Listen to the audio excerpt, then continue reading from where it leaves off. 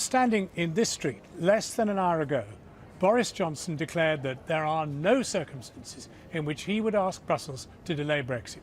He warned Conservative backbench MPs, some of whom were serving in the cabinet until this summer, that if they vote with the opposition for what he said would be yet another pointless delay, they would chop the legs from under his negotiations with the EU.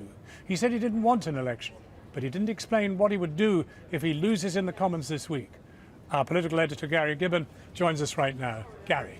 Well, why, you might be wondering, was Boris Johnson emphasising this point, I will not seek a delay? And it's because of the bill that Tory rebels with opposition parties, we now have it, are planning to pass in the Commons, starting the whole process tomorrow. And in this bill, there is a post-dated letter, effectively, for Boris Johnson to sign, little gap left for his signature, in which, if they win and there is no deal, he is required to ask the EU, sign on the dotted line, for an extension of the Brexit date up to the 31st of January.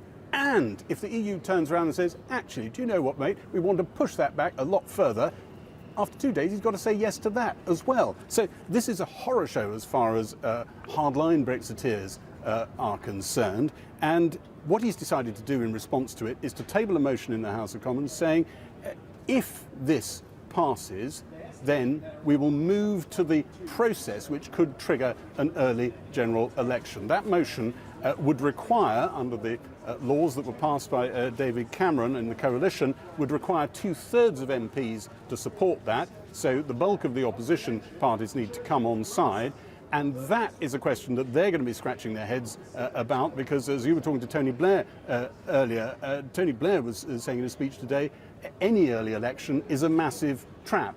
But I think, given that the date that the government seem to be thinking about is a date in the first half of October, just before the European Council, which would decide whether there is a deal that can be changed from the one Theresa May negotiated, because the date is there just ahead of the European Council, it's going to be very hard for the Labour leader, reluctant as he might be, or some around him might be, to walk away from that snap election if Boris Johnson puts the motion down. Of course, Theresa May, the last occupant of this building, knows snap elections can go extremely badly. But right now, at this moment, we could be looking at another one.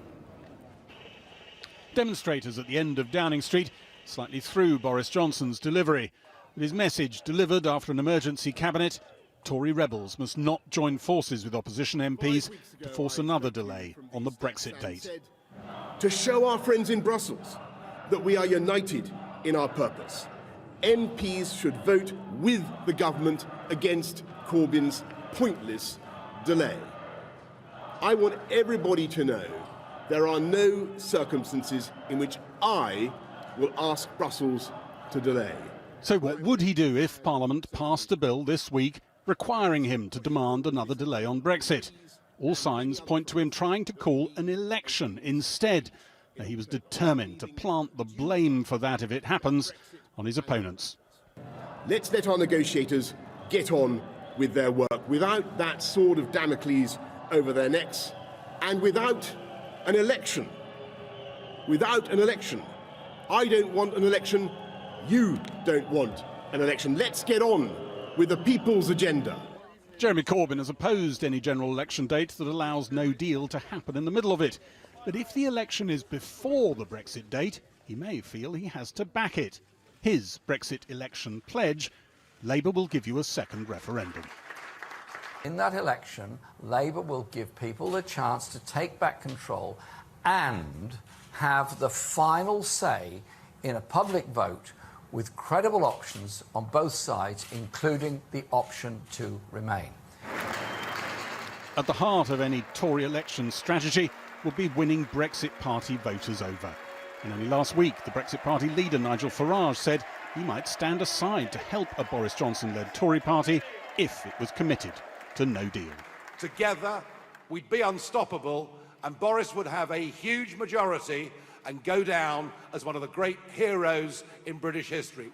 Some long-standing Tories think Boris Johnson could win with Brexit Party support, but the party's identity would change forever. They are aping Nigel Farage, and they are now absolutely single-minded that they're going to kick him out of the way by becoming him. Now, of course, ultimately, that doesn't kick him out of the way, it just puts him in charge. And all of the people like me and Ruth Davidson and David Gauke and Rory Stewart and Antoinette Sandbach, who supported a modern, compassionate, progressive version of conservatism, will have to look for a new home and a new place to put our votes. Only 2 months ago, they were attending Cabinet. Today, Boris Johnson said these and other former ministers who vote for a Brexit extension could be thrown out of the party. I do worry about where the Conservative Party might be going. There was a piece in one of the national newspapers recently calling for a purge of people like me. A senior former cabinet minister endorsed this. I didn't see the party chairman refute it. This is not good. It's not where a political broad-based party ought to be. Tony Blair today warned Jeremy Corbyn to oppose any early election plans, as they were an elephant trap that would hurt Labour and pro-Europeans. But my bet is the Brexit Party will collapse them. The Labour Party at present will struggle. A resurgent Lib Dems will do well, but not well enough to govern. The opposition vote, therefore, is going to split. And under our system, that delivers a comfortable Tory majority. Thank you. The number 10 team hopes Tony Blair's election punditry is right. Some Tory MPs who gathered in the number 10 garden believe they could be fighting for re-election within days. The risk would be another snap election, producing a hung parliament and Brexit still in limbo. Well, joining us now is the Conservative MP Antoinette Sandbach, who is just outside the House of Commons. Antoinette Sandbach, you are going to vote for the Hillary Benn bill. You'll also vote against a snap election. That is, in a sense, signing the death warrant on your Conservative ambitions of ever continuing as an MP. Yes, it is, but I'm elected to act in the best interests of my constituents, many of whose jobs are on the line with a no-deal Brexit. The International Trade Observatory estimates 80,000 job losses in the Northwest, and key Northwest sectors, car manufacturing, chemicals industry, nuclear industry and pharmaceuticals will be hit by a no-deal Brexit. Now, do you have any sense of exactly how many people are going to support your bill? I do have a sense, but I'm not going to disclose it, I'm afraid. Now, you are a committed Remainer. Have you come under enormous pressure from your former colleagues? I'm not a committed Remainer. I voted for the Prime Minister May's deal to leave the European Union on the 29th of March with the withdrawal agreement. I did that respecting the referendum result in my constituency, but I have always said that I would not support a no-deal Brexit, which is the worst possible outcome for this country. Well, how confident are you tonight that you could just get this bill through? Well, I very much hope that we will get this bill through, because if the Prime Minister is able to deliver a deal, and I very much hope that he does deliver a deal, then we will need a short technical extension in order to pass the legislation that's required, much of it which will be killed off by the prorogation of Parliament. You know, he's saying that if your bill goes ahead, he will have no option but to call an election. Well, I think he's angling for that. He's taken a very confrontational approach both with Parliament and indeed with colleagues in his own party, and I feel that it is really important that we make this stand tomorrow. You know, I was standing here about an hour ago, and the Prime Minister was standing at his lectern just there, and he said, if this bill becomes law, I will ignore the law. Well, I wouldn't advise anybody to ignore the law, and it shows the importance. But what are your options if he does? Well, clearly he would be acting ultra vires outside his powers as Prime Minister if he ignored the law. And that's why the legislative route is so terribly important, because he could ignore motions of the House of Commons. He knows that there is no majority in the House of Commons for a no deal. In fact, there were hundreds of votes against a no deal back in the last parliamentary session. Antoinette Sandbach, thank you very much indeed for joining us. Thank you. Well, now the former Prime Minister, Tony Blair, has warned Jeremy Corbyn of the risk of an election, calling it an elephant trap. So I spoke to him earlier and I began by asking him whether he would vote for Mr Corbyn if it meant stopping a no-deal Brexit. Look, I've always said it's a struggle for me because of a whole lot of other policies of the Labour Party and because of the way the Labour Party's behaved over certain issues, particularly anti-Semitism. But I would, in an election, which I think is the wrong thing to do, but if there was an election specifically on the question of no-deal Brexit, I would do whatever is the best way of stopping no-deal Brexit, including voting Labour if that was the way to do it.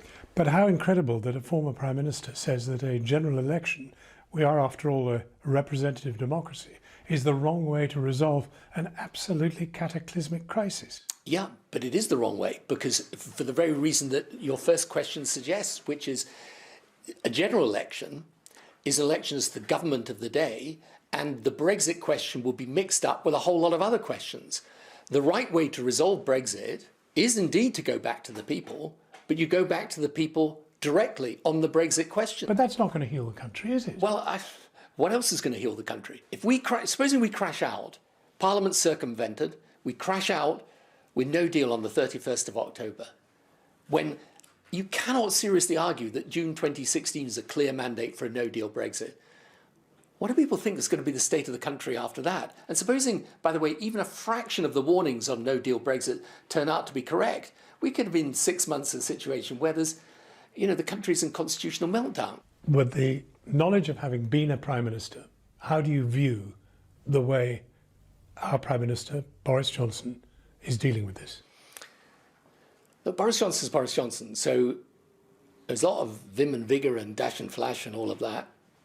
And the risk he's taking with the country is a risk that I would never, ever want to take as Prime Minister. And the one thing I think he should really do in these next few weeks is leave aside all the issues about whether he could win an election or he couldn't win an election. Just think what's going to happen if you really crash out with no deal and it turns out on the bad side of the risk spectrum. There are many people who will have thought of you, thought of the days when your moral authority was second to none, and then look at the Iraq War and say that disables him completely. Yeah, and if people say that, then that's their right. And I say to them, But don't you feel today, if only I didn't have that against me, I could do something now? In the end, what I say to people about this is you can decide whether you think I did the wrong thing and so on and so forth, and that's up to you. But this is an issue for the country I feel so strongly on. Maybe it's because I've now got grandchildren. I'm not going to have a situation where people in 20, 30 years' time turn around and say, well, what the hell were you doing? Why weren't you were Prime Minister for 10 years. You weren't telling people this was a bad idea. It's such a bad idea. I mean, I wake up every morning with this Brexit thing, sometimes in despair, sometimes in rage, and sometimes just thinking, what do we have to do? Because it's a profound historical mistake for the country. It solves nothing. It isolates us in a world where we need to be engaged. And then we are separating ourselves. And for what? For this myth that Europe controls what we do. And look at all these promises Boris Johnson's making on the health service, on education, on law and order, on spending, an end to austerity. Which one of those promises depends on leaving Europe? None of them.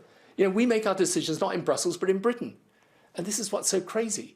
For this distraction, we're going to pay such a heavy price for future generations. So I understand people don't want to listen to me. That's fine. But I honestly, on this, I'm going to speak. Even if I'm addressing one person, I'm going to speak. Tony Blair, thank you very much for talking to us.